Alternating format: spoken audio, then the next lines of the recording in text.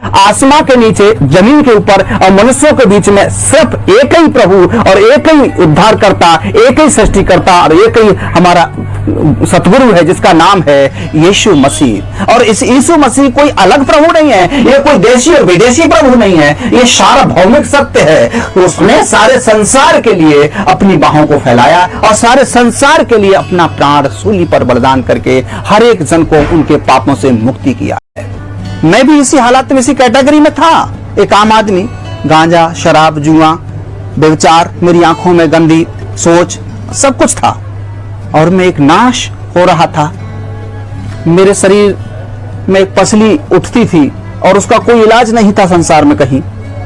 और मैं सुबह 4 बजे उठकर स्नान करके शंख फूंक देता था और सारे नियम और व्रत बड़े कायदे से करता था, लेकिन फिर भी मेरे लिए कहीं पर भी कोई राहत की नाम की चीज नहीं थी। अंततः क्या हुआ कि मैं एक दिन बहुत ही ज्यादा खून का दस्त शुरू हो गया और मैंने सोचा कि ऐसी दुनिया से क्या फायदा जीने से। मैं अपने आप में घुटन महसूस करने लगा और मैं कहने लगा कि अगर कोई दुनिया का कोई प्रभु है, एक सृष्टिकर्ता, कोई अल्लाह है, खुदा है, तो कितना बेदर्द हो गया है जो मैं ऐसी हालात में हूं। आखिर मुझ में कमी क्या है, उस कमी को अवगत कराया जाए, या तो मेरी जान को मुझसे ले लिया जाए या मुझे जीवन, मुझे शांति का दिया जाए। ऐसे करके मैं अपने आप में घुटन आत्महत्या कर नहीं सकता, क्योंकि इस बात को मैं जागृति पा गया था कि एक आत्महत्या करना एक महापाप है। ऐसी हालातों में बड़ी मुश्किलों से मैं जब उठ के गया तो क्या देखा कि एक छोटा सा पर्चा मुझे मिला और वो पर्चा किसी व्यक्ति ने फेंक दिया था। उसमें एक नाम मिला था, यीशु नाम, और उसने कहा, उसमें लिखा था, हे सब परिश्रम करने वालों और बोझ से दबे लोगों, मेरे पास आओ, मैं तुम्हें विश्राम दूंगा। मैंने अपनी समझ से कोई धर्म, कोई पंथ या कोई जप तप या कोई धार्मिक कर्मकांड, उपवास, व्रत नहीं छोड़ा, लेकिन फिर भी मेरे जीवन में अशांति और निराशा बहुत अच्छी तरीके से राज कर रही थी। मैंने उस किताब को, पर्चे को पढ़ा, हे सब परिश्रम करने वालों, बोझ से दबे लोगों, मेरे पास आओ, मैं तुम्हें विश्राम दूंगा। मार्ग और सच्चाई और जीवन मैं ही हूं। जो मुझ पर विश्वास करता है, जो काम मैंने किए हैं वो काम वो भी करेगा। मैंने बहुत सी इन बातों को पढ़ा, मैंने सोचा कि ये क्या बात है, और उसमें लिखा कि मार्ग और सच्चाई और जीवन मैं ही हूं। मैंने उस बात को पढ़ करके मैंने कहा कि चलो देखते हैं, सबको देखा है, चलो तुझे भी देखते हैं आखिर क्या है। तो उसमें लिखा है कि इसमें लिखी हुई प्रार्थना को आप अपने जीवन में पढ़ें और याद करें और उसको अनुसरण करें और आपको प्रभु आराम देगा, शांति देगा। मैंने उसको वहीं से आराम पढ़ा और वहीं से मेरे लिए शांति का मुझे अनुभव हुआ। लिखे हुए पते पर मैंने और कुछ मंगाया, फिर वो कहीं पर कहाँ होता था इसका सत्संग, मैंने उसके बारे में जानने के लिए काफी कुछ प्रयास किया, कहीं मिला, बहरहाल मुझे शांति नहीं मिली। अंत में मैं बढ़ता चला गया तो प्रभु की आत्मा ने मुझे खुद ही प्रोग्रेस किया और बताया कि इस तरह से आपको आगे बढ़ना है।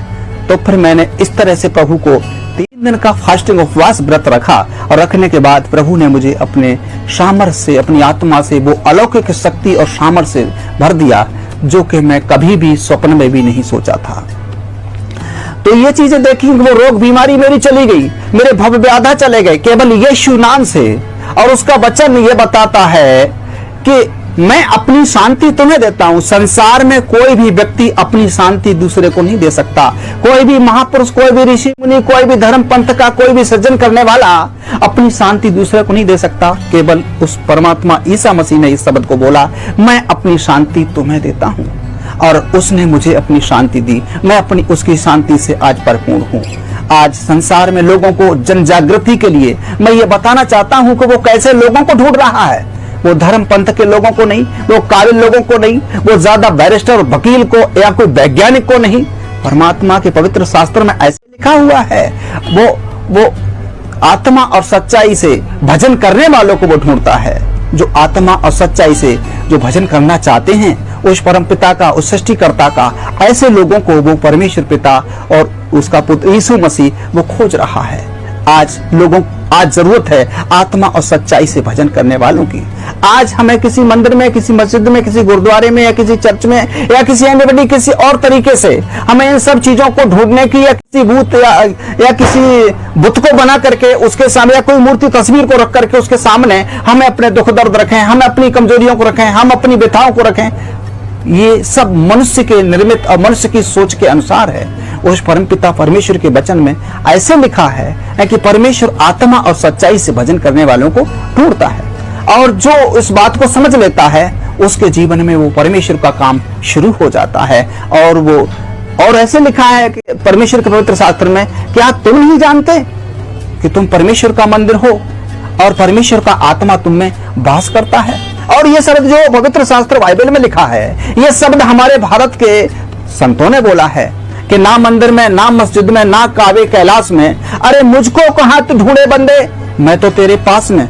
वो हमेशा हम में है, मुझ में है, लेकिन कभी भी हम लोग उसको ढूंढने का प्रयास नहीं करते, और करते भी हैं तो एक दूसरे के गुरु या महंत के द्वारा, एक नए नए योगा के माध्यम से, नई नई क्रियाओं के माध्यम से उसको हम अपनी ताकत से, अपनी बुद्धि से खोजने का प्रयास करते हैं। ये बिल्कुल नामुमकिन है, बिल्कुल असंवैधानिक है, ये ईश्वरीय विधान के अनुसार नहीं है। परमात्मा तो जगत के मूर्खों को बुला रहा है, जो न किसी काम के लायक है, दुनिया में लोगों ने उसको अलग कर दिया है, सारे संसार के लिए बुला रहा है। और वो कह रहा है, हे सब परिश्रम करने वाले, बहुत से दबे लोगों, मेरे पास आओ, मैं तुम्हें विश्राम दूंगा।